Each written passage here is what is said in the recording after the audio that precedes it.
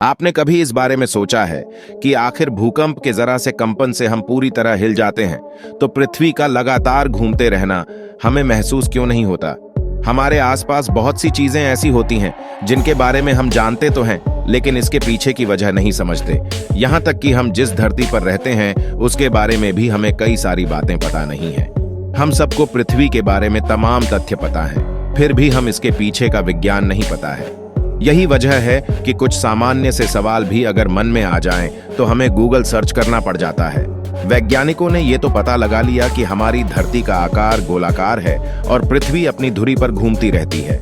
आपने कभी इस बारे में सोचा है कि आखिर भूकंप के जरा से कंपन से हम पूरी तरह हिल जाते हैं, तो पृथ्वी का लगातार घूमते रहना हमें महसूस क्यों नहीं होता? वो भी तब जब धरती के घूमने की रफ्तार भी 1600 किलोमीटर की रफ्तार से घूमती रहती है। पृथ्वी अपनी धुरी पर स्थिर गति से घूम रही है।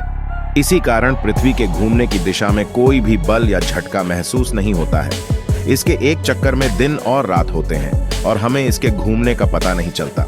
वहीं जब भूकंप आता है तो पृथ्वी की गति में परिवर्तन होता है और हमें हल्का या तेज कंपन महसूस होता है। हम इसे झटके के रूप में महसूस कर पाते हैं।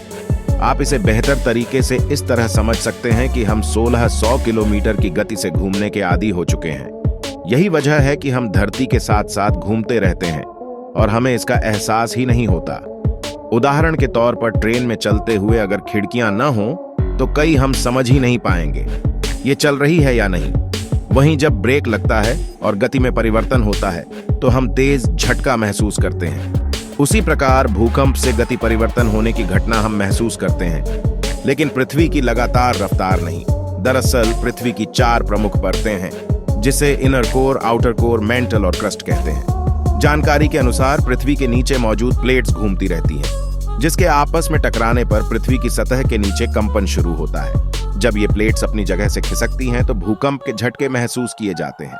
इस जगह पर सबसे ज्यादा भूकंप का असर रहता है। हालांकि भूकंप की तीव्रता अगर ज्यादा होती है तो इसके झटके काफी दूर तक महसूस किए जाते हैं। बता दें कि भूकंप की तीव्रता का पता लगाने के लिए रिक्टर स्केल का इस्तेमाल किया जाता है।